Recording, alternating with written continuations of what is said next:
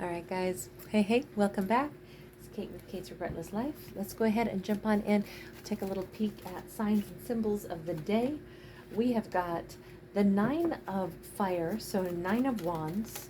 We may have somebody wearing a long robe or a long coat, getting up early, looking outside at sunrise. They may have a view of a city. They could also be taking an early morning walk, taking their pet, possibly a brindled dog, cat, tiger, out for a walk. We have intellect and we have the Nine of Cups. This feels like we may have a divine feminine as our lead character here, and she could be somebody who is definitely like watching the sunrise, but she's doing this because she's contemplating something right now. She's contemplating her happiness. She's contemplating what's in her own best interest. We may have a feminine who's like really, spinning the web of her own life, and she's asking herself, am I making all my best decisions?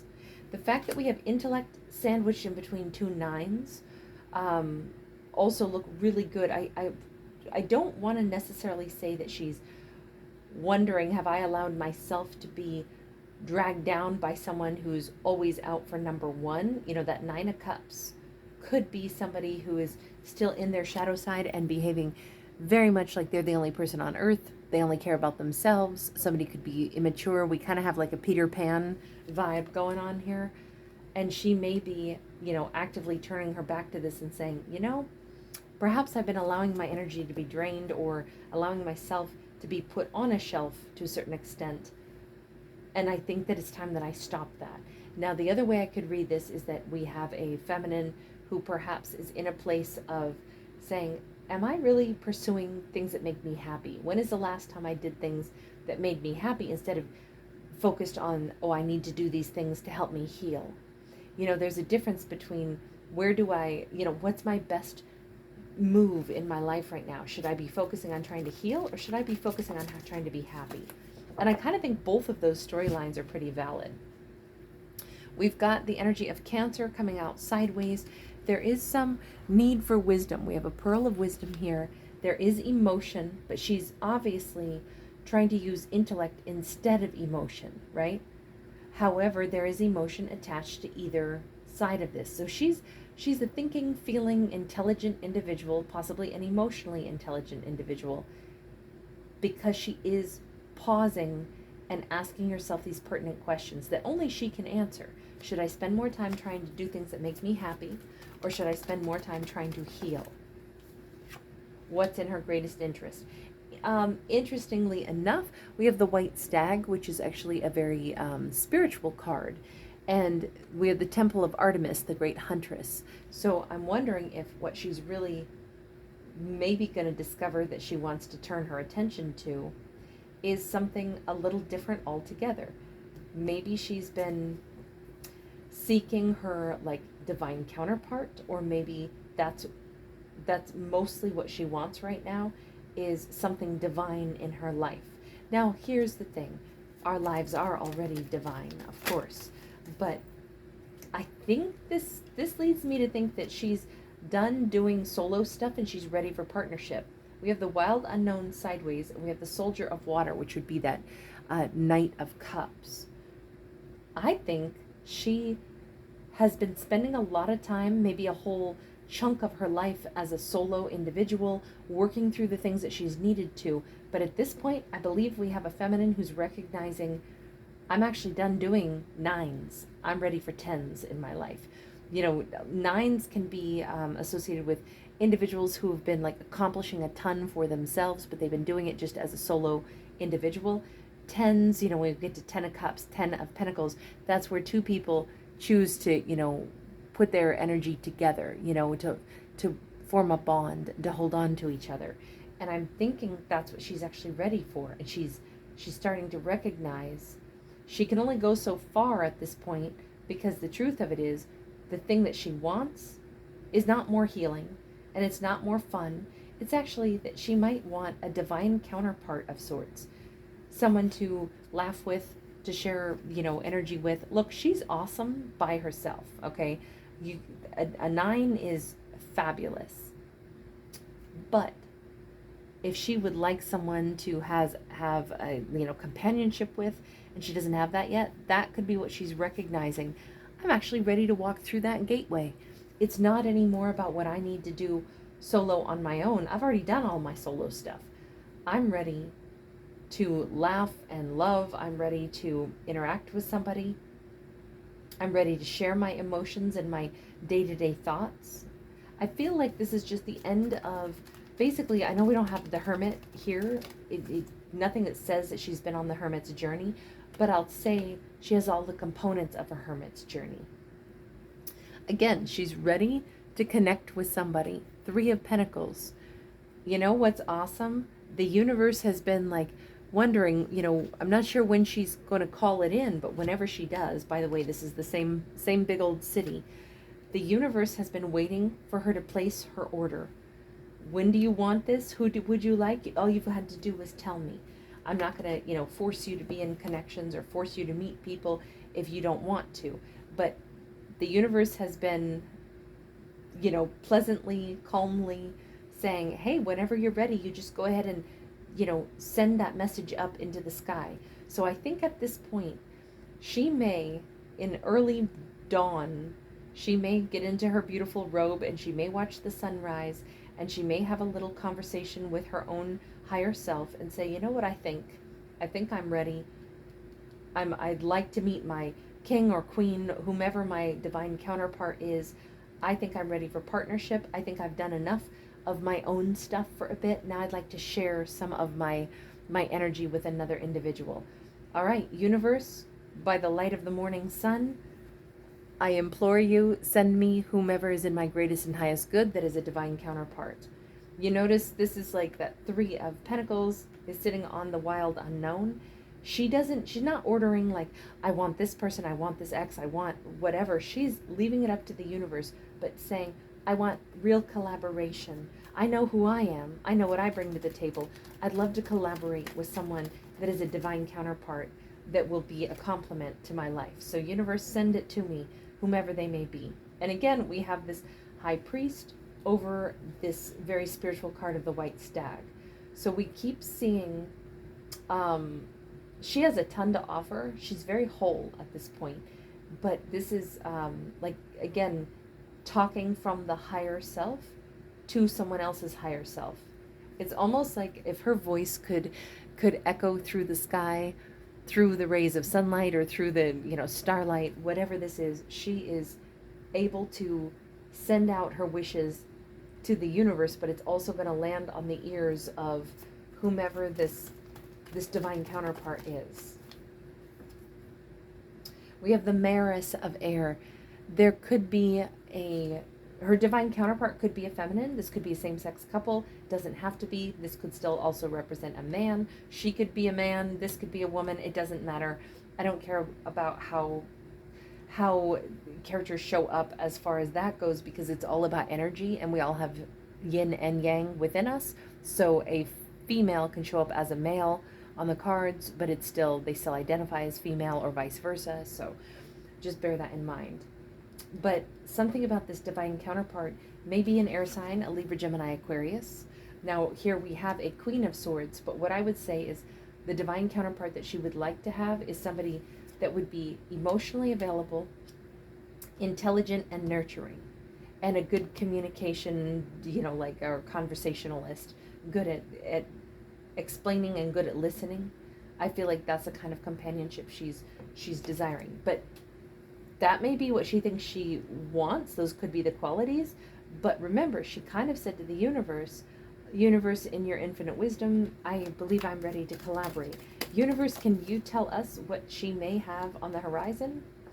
Ooh, dark moon, and we've got it tilted, and we've got the King's crown here. So we can say this. The universe is being a bit coy here and saying, well, she said she wants what's in her greatest and highest good. The person that will be in her greatest and highest good will not be the person she believes it is. Yes, they will be a king, but I don't want to tell her that it's not going to be at all what she thinks. What does that mean? We have water and we have the 10 of Pentacles. they could be literally someone who, with the look, she thought she wanted a Knight of Cups and possibly a Queen of Swords. The universe is saying, no, no, no, no, you don't understand. What she really is going to have the best connection with would be someone who's a full-blown king, someone who is literally the element of water, so way more love than what a knight possesses, way more stability.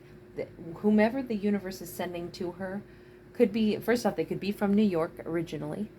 They could be somebody who has like a pretty strong sense of family, strong family lineage. Oftentimes a 10 of Pentacles speaks of someone with great wealth or great like property or abundance, if we're talking about tangible things. But it could just be that they're very, very down to earth, which is interesting though when we couple it with someone who's deeply emotional.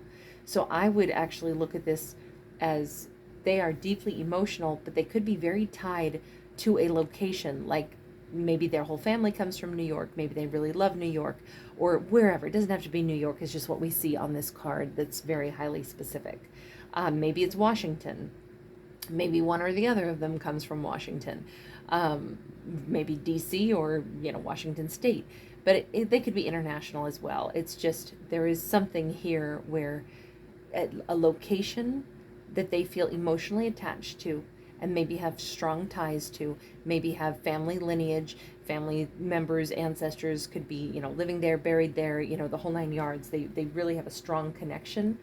They could own property. I really get that really strong, that they own property in an area. So if she's going to be ending up with somebody that is just right for her, I do believe she may need to be ready to move to a completely different place. Now, what's interesting is that this actually does look like a kind of a New York skyline, as does this.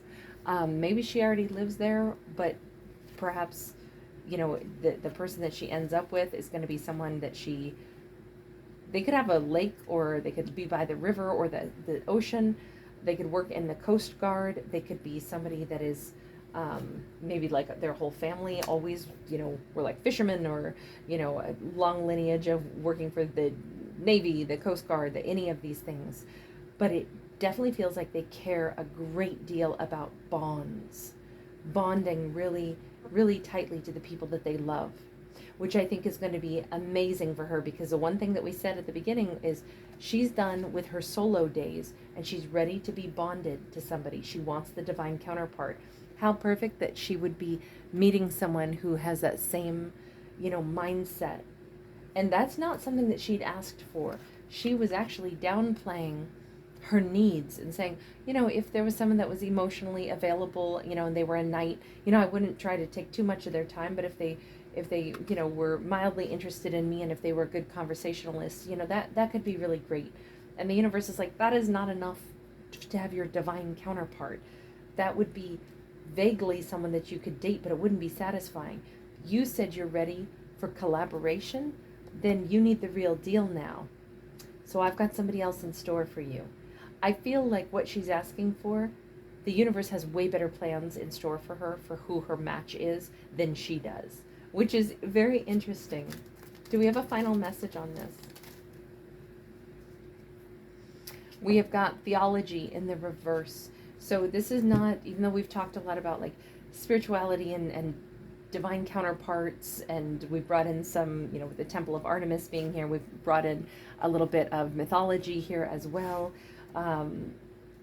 We've got the high priest here, which again kind of brings up the connection to the universe, the higher self. But with all that spirituality and with all of that divine energy here, it still says that this kind of a connection, it doesn't have to do with like a traditional, like religious spiritual belief. This is more like, every person, will say, has their own connection to life force energy, and their own connection to how they choose the timelines in their life, and their own connection to the universal flow. And I think that that's kind of nice, because this isn't about a specific like religious belief. This, goes beyond that. It doesn't mean that she might not be super spiritual or have a traditional, religious belief, but I have to say that this divine counterpart, it's something greater than that, more than that. It's like more cosmic than something associated with a religion, if that makes any sense. So all that said and done, the globe, images of the globe could be important. Somebody seeing pillars could be important.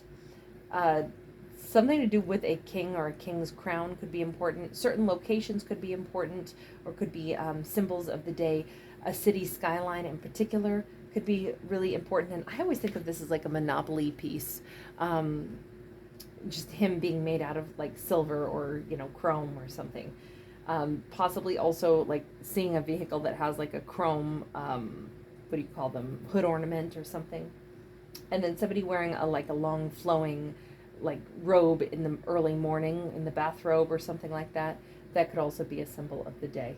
All right, I'm going to leave that there. Thank you so much for being here. If you don't already know this, you can catch any of my other zodiac stories, or the daily messages, the collective messages, or the singles messages, just by clicking on the tab that says playlist, and then you can scroll through and you can see all the different playlists that I have for all the zodiacs, whichever you might be seeking. You can also, might also be easier for you to click on the live tab, and there you will find most of my content, because I tend to do a lot of live streaming.